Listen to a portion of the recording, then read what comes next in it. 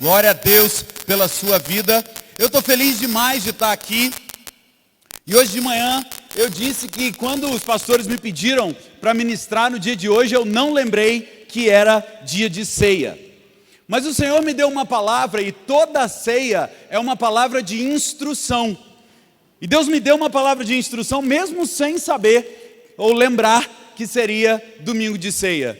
E eu tenho certeza que aquilo que Deus fez hoje de manhã, Ele vai fazer de maneira sobrenatural nessa noite também. Então abra o seu coração para ouvir aquilo que Deus tem para ministrar e para falar contigo nessa noite.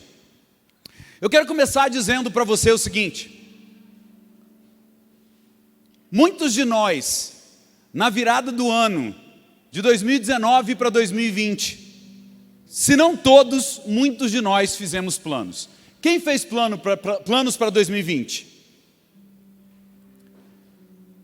Muitas vezes a gente faz os planos, e aí lá para o dia 5, 6, 10 de janeiro, a gente já meio que esqueceu dos planos. Mas esse ano, quando foi em março, muitos dos nossos planos foram por água abaixo, sim ou não? Me faz lembrar de um texto que em Provérbios diz que o homem pode até fazer os seus planos, mas quem define o seu caminho é o Senhor. E pode ser que você tenha chegado aqui nessa noite, e chegado aqui nesse dia 13 de dezembro, olhando para trás e tenha falado assim: Deus, o que foi esse ano? Eu tinha tantos planos, eu ia fazer isso, eu ia fazer aquilo outro, eu ia fazer aquele outro também, e aí no meio do caminho, o curso mudou, o caminho mudou, a forma que você pensou em fazer também mudou. Talvez para você que esteja aqui nessa noite, tenha sido um ano de perdas. Talvez para você que esteja aqui nessa noite, e que não esteja talvez vivendo os princípios que o pastor Leandro ministrou aqui na palavra de oferta, talvez a palavra de prosperidade ainda não tenha entrado na sua vida. E talvez você esteja aqui hoje dizendo assim: talvez esse seja o meu último tiro, pastor. Eu estou aqui nessa noite porque se Deus não falar comigo, eu estou fora. Está tudo acabado. Pode ser que seu coração hoje esteja tão apertado, tão amargurado, tão angustiado, que você veio hoje querendo uma palavra, tentando entender de Deus o que aconteceu nesse ano doido.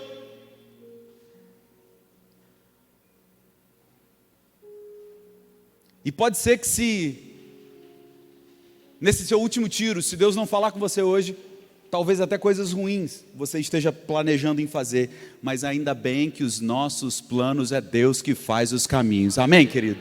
E se você está aqui nessa noite, nessa condição, eu não sei porque eu estou falando isso, eu não falei isso de manhã, mas de repente você está aqui nessa noite, está pensando em fazer coisas que você sabe que não deveria, mas o Espírito te trouxe nesse lugar nessa noite para soprar vida sobre você, para soprar saúde sobre você, para soprar prosperidade sobre você, para soprar os melhores planos que Ele tem para você, porque o Senhor já ministrou para a gente hoje aqui: eu é que sei os planos que tenho para você, planos de paz, planos de prosperidade, planos de dar um futuro. Aplauda mais forte, querido. Oh! Adora a Deus. Deus te trouxe nesse lugar porque Ele quer mudar a sua história. E pode ser que você tenha entrado aqui hoje sem acreditar, mas eu estou aqui para te dizer: Deus está contigo. Não se esqueça disso. Oh!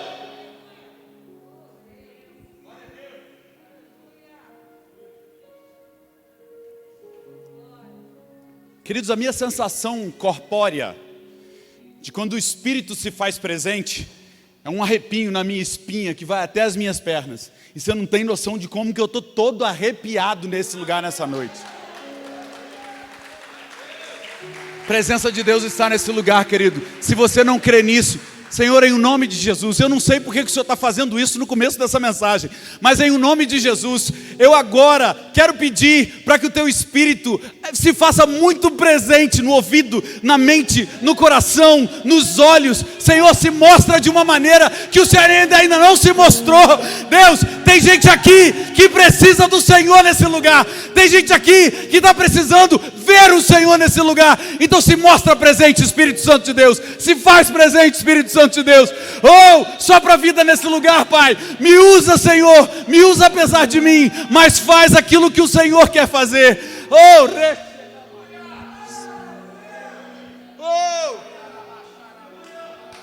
sopra, Espírito, sopra, Espírito, sopra, sopra, sopra a vida, sopra a vida, sopra a vida.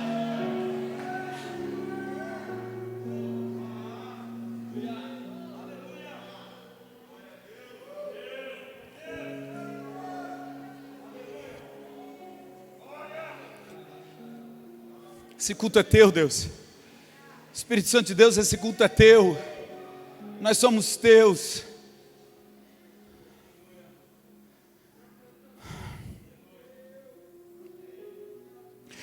Queridos, quando eu paro para pensar nos planos que eu tinha para esse ano,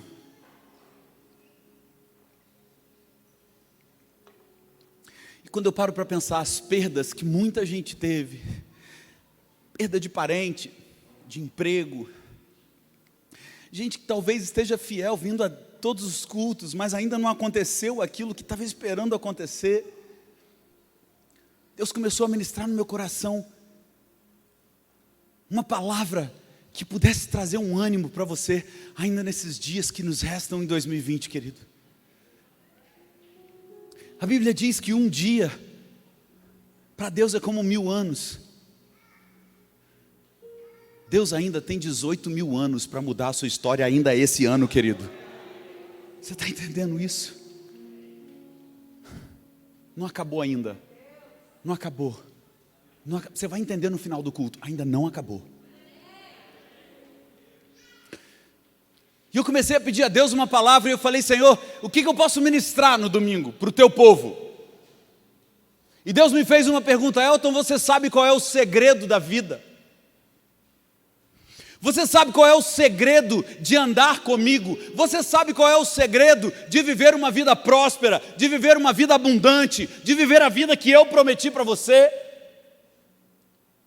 E eu comecei a pensar como poderia ser essa vida e o segredo que a gente tinha. E o tema da minha palavra é essa pergunta. Repita comigo essa pergunta: qual o segredo da vida? 1, 2, 3 e... Qual é o segredo da vida? E eu fui num dos personagens bíblicos, talvez mais famosos da Bíblia. E eu fui até um camarada que experimentou de tudo na vida. Experimentou riqueza, sabedoria, poder, mulheres, tudo que ele queria, ele teve. Tudo que talvez eu e você desejamos na vida, esse camarada na Bíblia teve. E o nome dele é Salomão. O rei Salomão, ele é filho de Davi. Davi foi o maior rei da história do povo de Israel. Quando Jesus aparece, o cego Bartimeu olha, na verdade não olha, né? Mas ele está ali na sua imaginação, tentando imaginar quem Jesus é. E ele chama Jesus de filho de Davi. Tem misericórdia de mim. Olha o tamanho de Davi. Davi era aquele rei que representava o máximo do reinado. E Salomão assume o reinado depois de um legado de seu pai, sendo o maior rei da história. E aí, como filho de pastor, eu me lembro, querido, uma vez, eu fui pregar numa igreja no domingo à noite, que o meu pai tinha pregado no domingo de manhã. E o meu pai com Parkinson, toda vez que ele ministra, o pessoal do seminário teve um pouquinho de aula com ele, toda vez que meu pai ministra, ele, naquele jeitinho sereno dele, com o Parkinson dele, ele vai contagiando. E ele pregou naquele domingo de manhã, e todo mundo chorou naquele culto e a presença de Deus. E eu cheguei em casa naquela tarde, a palavra que eu tinha preparado estava tão fraquinha que eu falei: não, eu tenho que melhorar esse negócio, porque o nível de manhã foi tão alto. Mais ou menos o que acontece aqui, pastor, mais ou menos. E eu fiquei a tarde inteira sofrendo para preparar ali uma palavra que, pudesse manter o nível. E eu só pedia para Deus, Deus me dá sabedoria para eu pregar essa palavra agora à noite, porque depois daquilo tudo que o Senhor fez, usando meu pai, e quando eu chego à noite, o cara que vai me apresentar para pregar diz assim: quantos estiveram aqui hoje de manhã? Eu, não. Pois esse aqui é filho daquele que pregou hoje de manhã. E eu já peguei a palavra dizendo: eu sou filho, eu não sou ele, não esperem o que ele fez. Relaxa, fica tranquilo, vai dar tudo certo. Mas naquela tarde, uma das orações com mais fé que eu fiz na minha vida foi: Senhor, me dá sabedoria. E quando a gente olha para Salomão, com tamanha grandeza de seu pai Davi, ele como sendo o terceiro rei de Israel, ele constrói o templo, porque o seu pai queria construir o templo, e Deus não deixou que ele construísse, mas Davi separou todos os recursos, para que Salomão então construísse o templo, e ele constrói o templo, e ele foi o rei mais rico da história do povo de Israel, e não só o mais rico, também o mais sábio. A riqueza dele era tão grande que a rainha de Sabá chega no seu palácio, sabendo da grandeza de todas as coisas, da sua riqueza, e ela diz o seguinte: sempre me diziam que o senhor era sábio, sempre me diziam que o senhor era rico, mas eu estou impressionada ao ver quão sábio e quão rico o senhor é. E Salomão era sábio porque no dia em que ele foi consagrado, ungido rei, ele faz uma oferta de 1000 holocaustos. Salomão era um cara muito generoso, e ele oferece 1000 holocaustos. Naquele momento em que ele oferece aqueles holocaustos, o Senhor aparece para ele e diz o seguinte: meu filho, peça o que você quiser, porque eu já vi que seu coração é meu, então peça o que você quiser, e o que você quiser lhe será atendido. E Salomão, naquela oração, você conhece a história muito bem. Salomão naquela oração pede: eu quero sabedoria para governar esse povo. E Deus diz: já que você não pediu nada para você, mas você pediu para governar o meu povo, além de sabedoria, eu vou te dar riqueza, vou te dar honra, vou te dar poder. E esse cara mais rico da história, mais sábio da história, mas também o rei com mais mulheres da história. E ali começa o grande erro de Salomão, porque ele começa a se relacionar com mulheres que Deus havia dito para que ele não se relacionasse. Ele começa a ter mulheres concubinas que o afastariam dos caminhos do Senhor. Pode ser que você esteja aqui nessa noite, querido. Pode ser que você esteja se envolvendo com uma mulher ou com um homem que você no fundo sabe que está te desviando dos caminhos do Senhor, mas você ainda não teve coragem de dizer que não. Eu não estou falando para os casados, não. Estou falando para você que está se relacionando com alguém que te afasta dos caminhos do Senhor, e você sabe que deveria parar.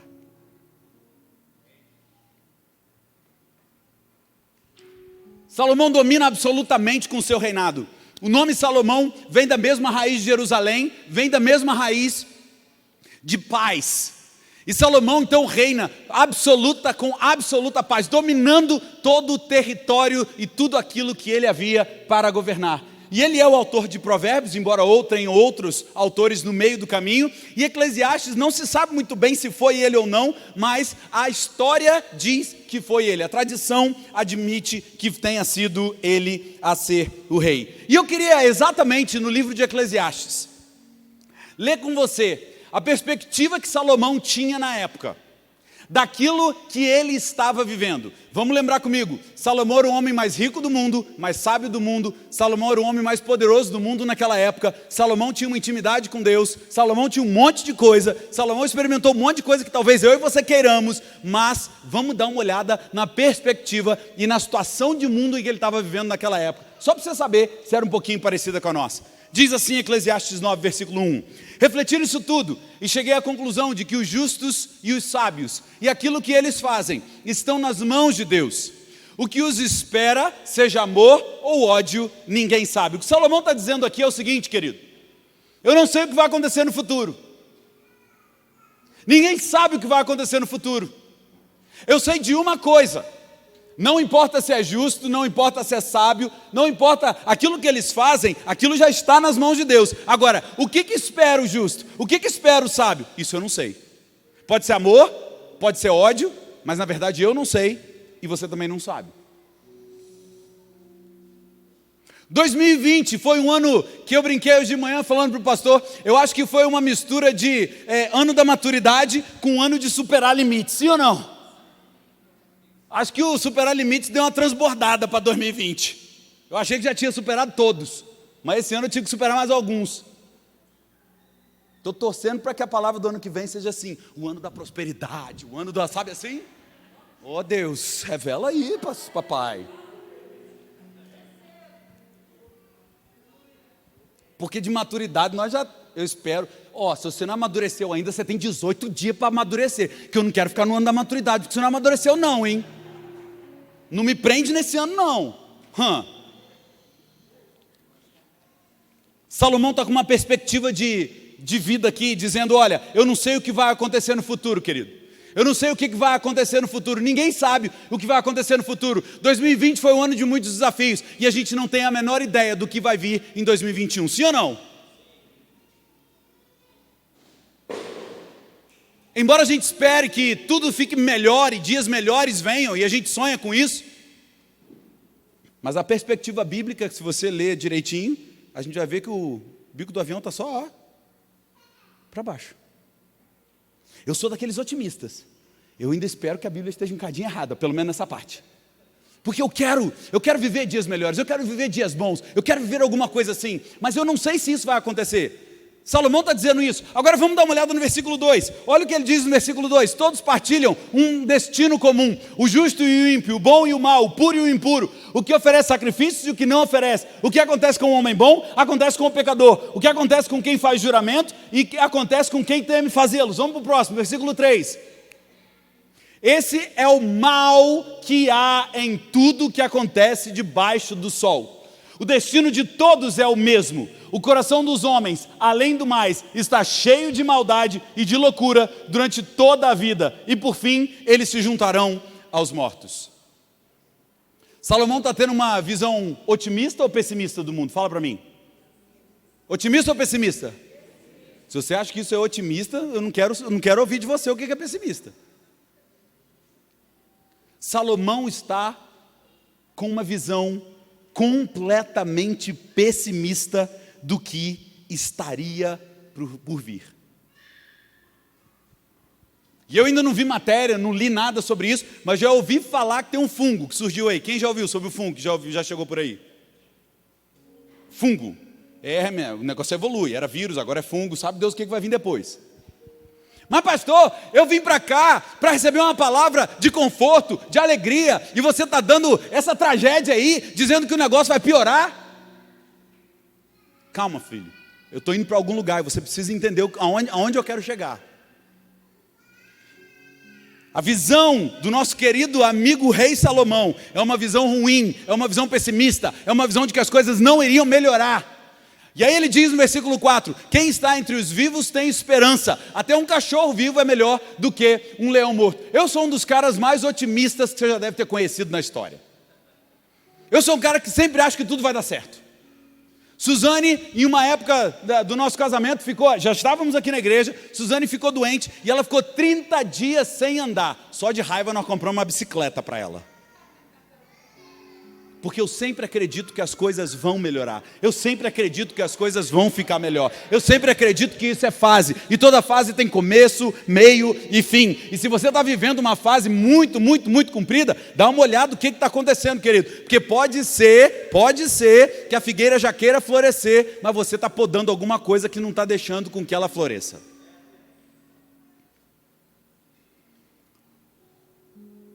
A visão do nosso amigo Salomão é uma visão de pessimismo, mas parece que ele ainda enxerga uma luz no final do túnel. Parece que ele ainda enxerga alguma coisa. Olha, se você está vivo, querido, deixa eu falar um negócio para você. Se você está pensando em desistir hoje, se você veio para cá com o coração amargurado, se você veio para cá esperando que Deus te dê uma palavra, deixa eu te falar um negócio para você. Se você está vivo, se você está aqui, se você está alimentado, se você está vestido, se você está respirando, se você está com os olhos abertos, se você está ouvindo o que eu estou dizendo, se você está aqui é porque Deus te preservou durante todo esse ano de 2020, e só por isso já é motivo de você dar muita adoração a Deus.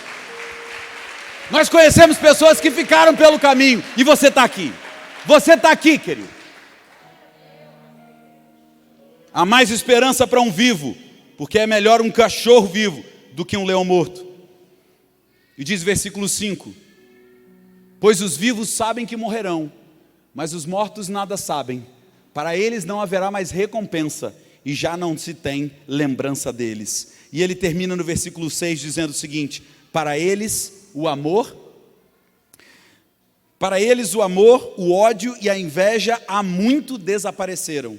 Nunca mais terão parte em nada do que acontece debaixo do sol. O que Salomão está dizendo assim: coisas ruins podem acontecer, coisas boas podem acontecer, a gente não sabe o que vai acontecer. Mas se você está vivo, ainda tem algum tipo de esperança para você, porque aqueles que já foram, não tem mais o que esperar, não tem mais o que viver, não tem mais o que estar aqui.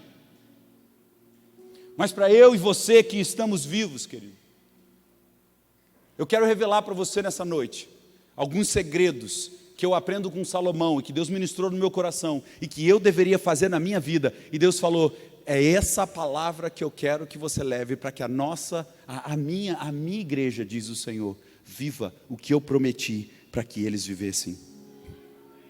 E a pergunta que eu tenho para fazer: o que você vai fazer diante de todo esse cenário que a gente está vivendo ainda em 2020? Como eu disse, nós temos 18 dias, Deus ainda tem 18 mil anos para que Ele faça alguma coisa. E a pergunta que eu tenho para fazer nessa noite para você: você acha que o ano já acabou, querido? Ainda não, ainda não. Tem 18 dias que você vai acordar, e eu profetizo que você ainda vai acordar esses 18 dias. Do ano que vem eu não sei se vai acordar não, mas nesses 18 dias você ainda vai acordar. Então faz alguma coisa, querido, faz alguma coisa, muda, dá um clique, faça alguma coisa que mude a história da sua vida. E a pergunta é: o que você vai fazer diante desse cenário? Se você ainda não está vivendo as promessas do Senhor para a sua vida, o que você vai fazer da sua vida? Se você perdeu pessoas e você está aí choramingando, você está aí triste, eu entendo, querido, presta atenção, eu não estou querendo minimizar a sua dor, só que olha só, tem uma hora de luto. Eclesiastes 3 diz: tem hora de choro e tem hora de alegria, tem hora de abraçar, tem hora de deixar de abraçar, tem hora de dormir, tem hora de acordar, tem hora para tudo, querido. E se você está chorando desde março, quando alguma coisa aconteceu na pandemia, está na hora de você acordar e está na hora de você reagir, querido.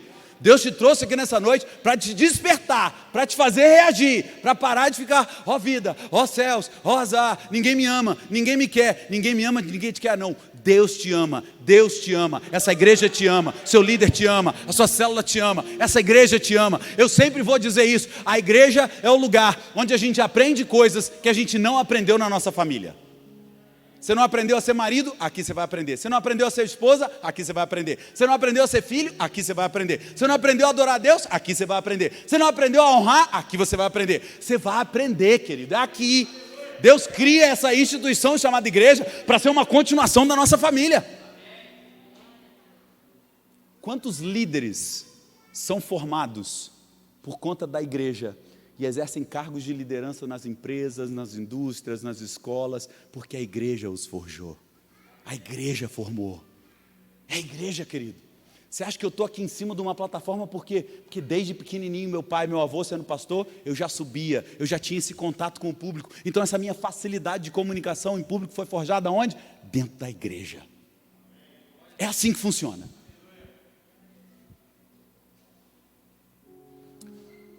Quantos aqui nessa noite querem 4 princípios para que Deus mude a sua história? Se você quer, fala assim: eu quero. Então anota aí. Se você está anotando, anota. Se você não está anotando, anota, tá bom? Diz assim o primeiro ponto, e eu quero continuar lendo o capítulo 9 de Eclesiastes, porque o próprio Salomão dá a receita do que eu e você precisamos fazer diante desse cenário e ainda em 2020. Diga assim comigo: escolha ser feliz. Beleza, agora diga com quem quer escolher ser feliz, beleza? Então diga assim comigo: escolha ser feliz. Olha o que diz o versículo 7 do capítulo 9. Portanto vá, coma com prazer a sua comida, beba o seu vinho de coração alegre, pois Deus já se agradou daquilo que você fez. Querido Deus, olha lá de cima e diz: esse é meu filho amado, essa é minha filha amada, eu estou feliz com você. Vamos, querido, vamos comigo, vamos celebrar, vamos juntar e vamos comer. Para de ficar reclamando daquilo que você está comendo todo dia e começa a celebrar. Seja pão com ovo, seja pão com mortadela, seja pão com arroz com ovo, seja arroz com arroz, seja o que for. Comece a celebrar aquilo que tem na sua mesa todos os dias, porque quando você escolhe ser feliz, querido, não importa o que você está comendo, importa que você é grato porque Deus te deu alguma coisa para comer. Faz sentido? Escolha ser feliz. Junta com a sua família. Imagina, gente, eu sempre penso nessa cena. Imagina na multiplicação dos pães e dos peixes. Jesus olha para a multidão, pega o pãozinho, pega o peixinho, fala assim: ah, não vai dar.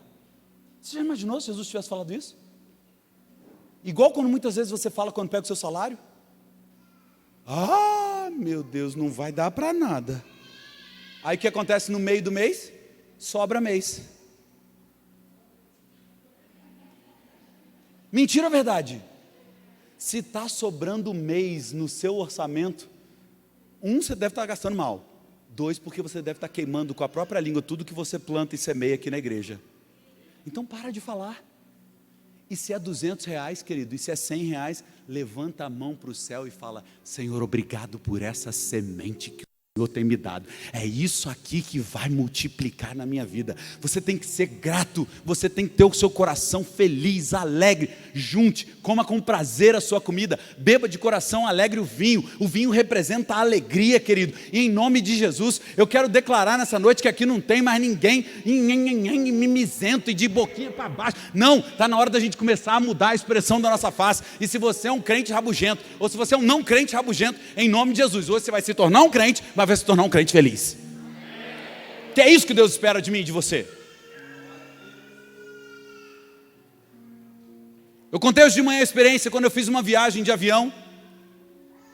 E no meio da viagem de avião acontece uma cena muito interessante.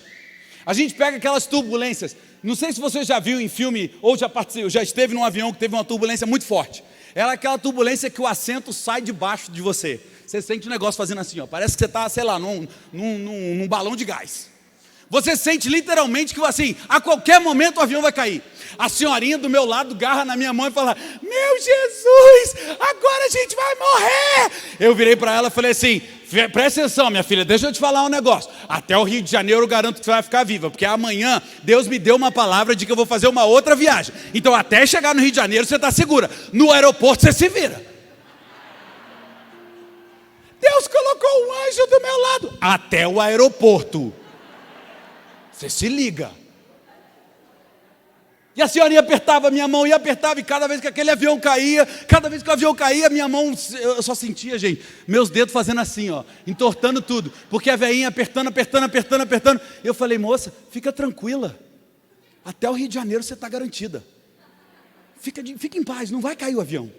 Ela: mas como é que você tem tanta certeza? Eu falei: porque eu vou fazer uma viagem amanhã, e essa viagem de amanhã, eu preciso estar lá. E Deus já falou que eu vou fazer. Então essa viagem aqui está garantida. Então fique em paz. O comissário de bordo pega aquele interfone, aquele intercomunicador do avião e diz assim: pelo amor de Deus, todo mundo senta. Eu falei: pronto, agora é que a gente morre mesmo. Porque se o cara que era para me dar paz está nesse desespero, agora babou. E quando o carinha foi para o interfone e falou isso, você imagina a senhorinha do meu lado como é que estava, né? A senhorinha do meu lado já estava desesperada. Mas moço, ele está dizendo que o avião vai cair. Ele falou: eu não disse nada disso. Eu estou dizendo para a senhora que não vai. Ou a senhora acredita na palavra dele ou na minha. E se cair vai ser só a sua poltrona, porque a minha vai chegar no Rio.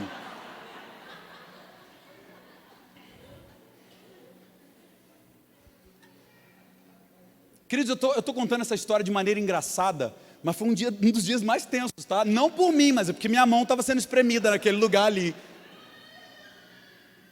Mas se eu não tivesse uma palavra de Deus, que no dia seguinte eu teria uma outra viagem, possivelmente naquele momento, seria um dos momentos que eu ia entregar minha alma para Deus, sabe? Falar: Senhor, é contigo agora, porque agora acabou, porque o comissário está desesperado. Mas quando a gente tem uma palavra de Deus para a nossa vida, querido, tudo muda. Quando a gente tem uma palavra de Deus para a nossa vida, de que a gente vai prosperar no meio da pandemia, de que a gente vai amadurecer num ano em que as pessoas estão desistindo de tudo, de que as coisas vão mudar na nossa história ainda em 18 dias, que as coisas vão mudar ainda em 2020. Ah, querido, quando você tem uma palavra, você não precisa de certeza nenhuma, você só precisa da palavra de Deus sobre a sua vida. E aí você começa a acreditar, viver e vamos para frente. Uou!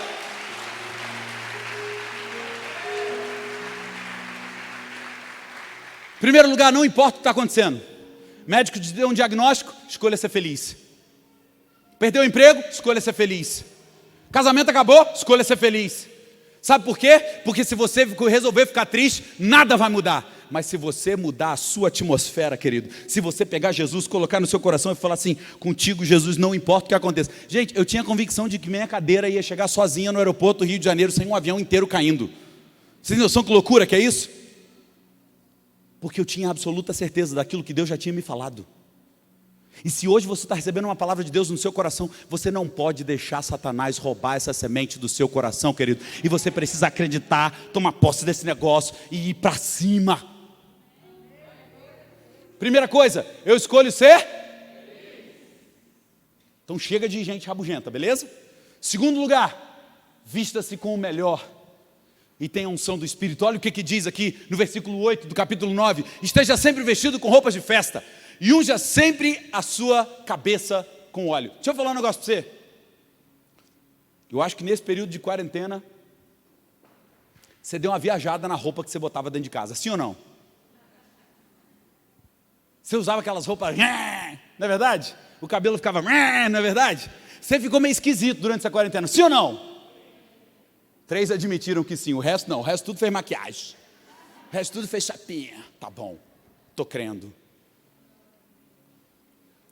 Mas deixa eu falar um negócio para você. Se você estiver pronto para a festa todos os dias, no dia que Deus mandar a festa para você, querido, você já está pronto. Você não vai ter que perder tempo se arrumando. Então, em nome de Jesus, começa a se colocar como esperando a festa que Deus vai dar para você. Vista-se sempre bonito, se arruma, corte esse cabelo, dá uma arrumada nessa banha, para um pouquinho de comer. Se a sua mulher está meio gordinha, querido, começa a orar por ela, começa a ungir ela, começa a declarar sobre a vida dela a magreza, a falta de fome, sai a ansiedade. E se o seu marido, mulher, para você é mais fácil, mulher. Se o seu marido está meio gordinho, você tem 2 opções, ou não. Você tem 3 opções. Você pode, 1, deixar ele com fome.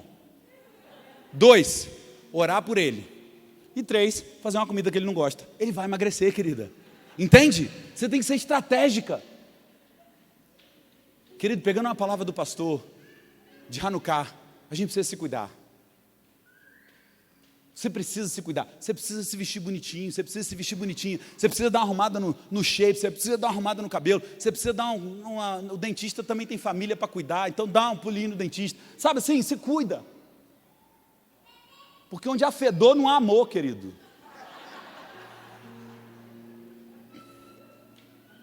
Anota essa aí, que essa pode ir para o Instagram. Mas dá autoria.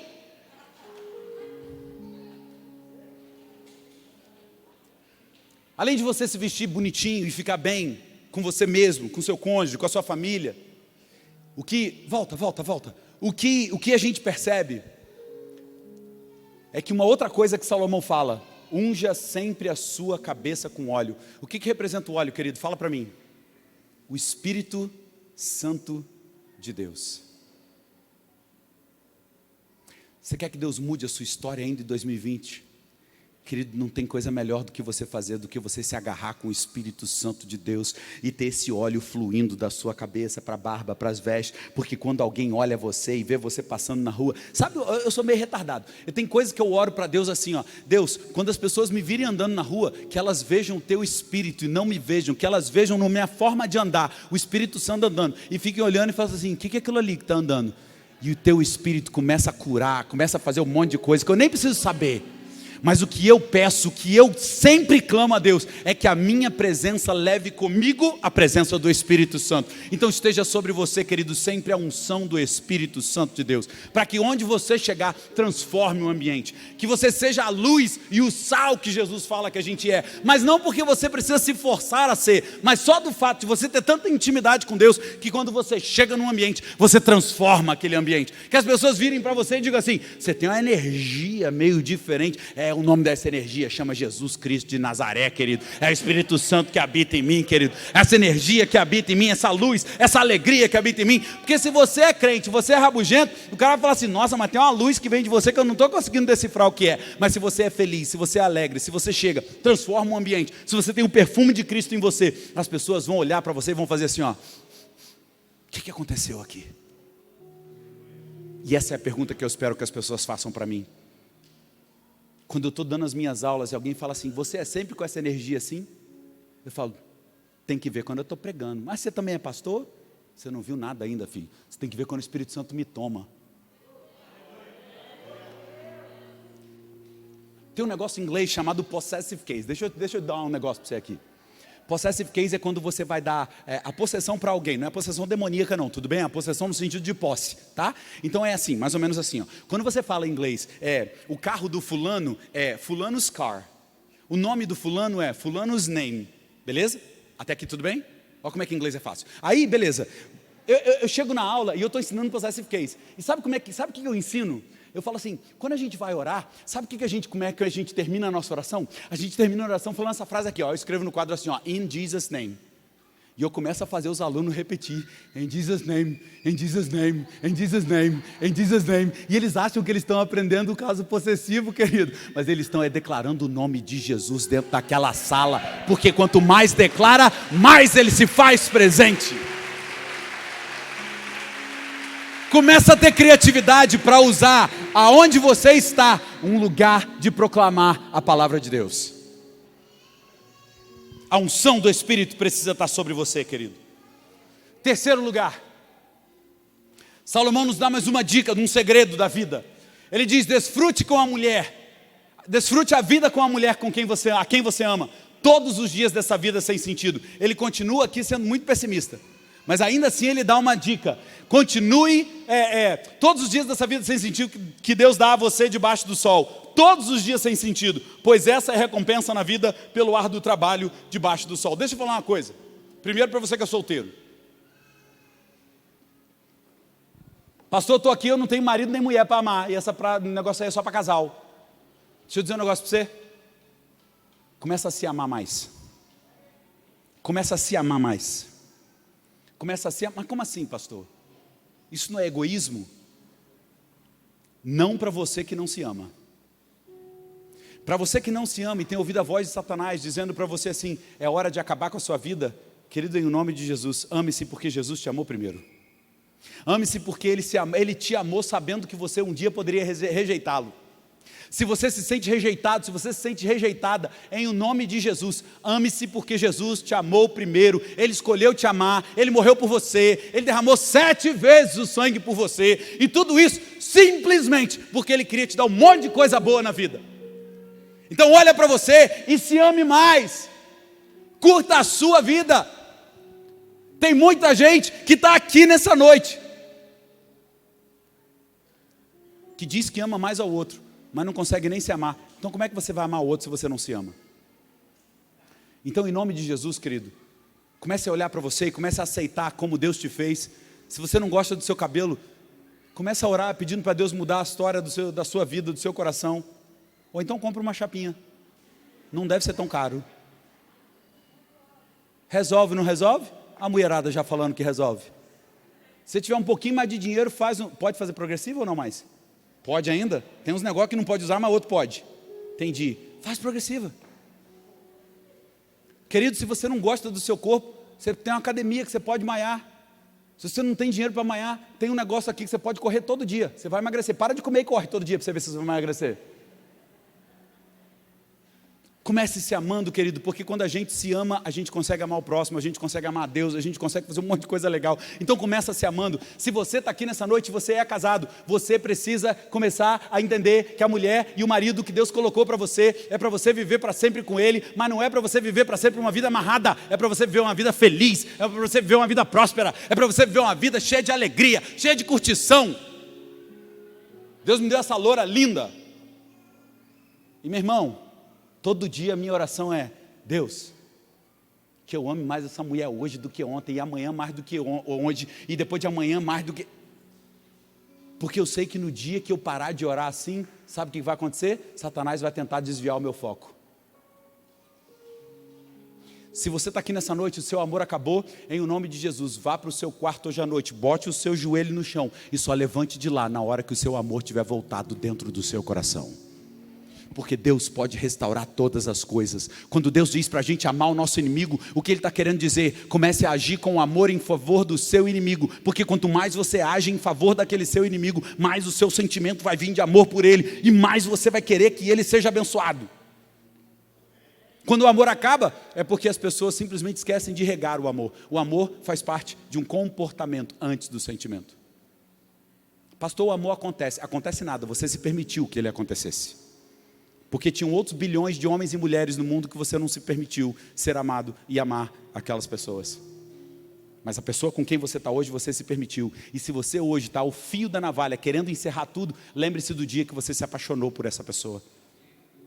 Porque ela tinha características, ele tinha características que te fez apaixonar. Então, desfrute a vida com a mulher, com o homem que você tanto ama. Você, filho que está aqui nessa noite, comece a desfrutar o melhor da vida com seus pais. Você, pai, mãe que está aqui nessa noite, comece a desfrutar o melhor da vida com seus filhos. Sabe por quê? Porque no dia que eles forem embora, você vai se arrepender de não ter dado atenção, carinho e tudo que você não está dando hoje. Você está entendendo, sim ou não? Você está mais desanimado, né? Você está meio xoxo, não está não? Está fazendo sentido o que eu estou falando? Ou eu estou viajando? Está fazendo sentido? Por último, em quarto lugar,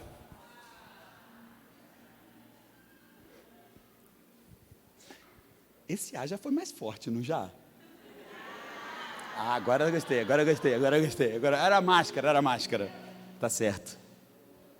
Em último lugar, que eu aprendo com o rei Salomão é o seguinte: o que as suas mãos tiverem para fazer, queridos, que o façam com toda a sua força, pois na sepultura para onde você vai, não há atividade nem planejamento, não há conhecimento nem sabedoria. Se você escolhe ser feliz, e a felicidade é uma escolha, se você decide andar com roupa de festas e ter a unção do Espírito sobre a sua vida, se você decide amar mais a você mesmo e aqueles que te cercam e a Deus, sabe qual é a consequência disso, querido? Você vai viver a vida do jeito que Deus planejou para ser vivida, e você vai realizar tudo o que Deus tem para você nessa terra. Qual que é o grande problema? O grande problema é que a gente escolhe ficar triste, porque o seu plano não deu certo, porque o meu plano não deu certo, porque meu casamento, seu casamento não deram certo, porque um parente faleceu e você não teve controle, e você está culpando até hoje alguém por causa desse falecimento. O que eu quero que você entenda nessa noite é que não é o fim. Deus ainda tem muito mais para mim e para você. E quando alguém diz para mim assim, eu pergunto: como é que está a sua vida? Né, pastor? Estou endividado, meu casamento está acabado, meu carro quebrou, perdi o emprego, mas a vida está como Deus quer. Oi? Que Deus é esse que você serve, que eu estou fora dele? Porque o Deus que eu leio na Bíblia é É o Deus que me dá vida e vida em abundância. É o Deus que me dá prosperidade. É o Deus que me dá paz. É o Deus que me dá sabedoria. É o Deus que me dá força para prosperar. É o Deus que muda a minha história. É o Deus que faz todas as coisas novas. É o Deus que me ama todos os dias. É o Deus que derrama a sua graça, sua misericórdia sobre a minha vida e por isso eu não sou consumido. Esse é o Deus que eu conheço na Bíblia. Eu não conheço um Deus que só me dá miséria, só me dá miséria, só me dá miséria, só me dá miséria e ainda fala, é isso aí filho, viva com isso aí que eu estou te dando. Esse Deus eu estou fora.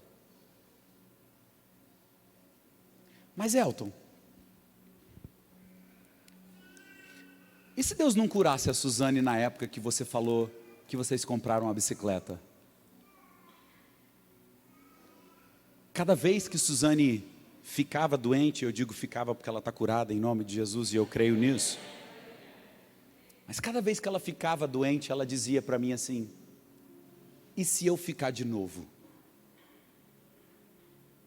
E eu devolvi a pergunta para ela dizendo, e se você ficar de novo? E ela dizia para mim, eu não sei se eu vou aguentar. E eu sempre disse para ela, com Deus, não importa se você vai ser curada, se você não vai ser curada, se vai vir de novo ou se não vai vir de novo, porque Deus vai continuar sendo Deus. Mas Deus é tão bom. Suzane está aí, ó, andando, pedalando. Para os mais velhos vão até lembrar que ela até dançava. Não é verdade? Para os mais velhos não, para os mais experientes de igreja.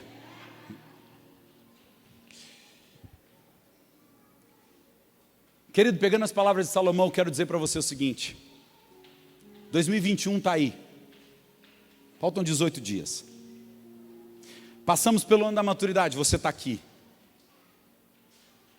Eu não sei se o fungo que vem é de verdade, se é invenção, eu não sei. Eu não vi nada ainda, só ouvi rumores. Mas a pergunta que eu faço para você é, e se o fungo vier? Eu quero declarar nessa noite que Deus continua sendo Deus. E a última vez que eu chequei, ele ainda estava no trono. E ele não perdeu o lugar dele. E você precisa acreditar nisso. E eu encerro essa palavra fazendo uma pergunta para você. O que é que você vai fazer de 2021? Independente do que vier, como é que você estará no ano de 2021?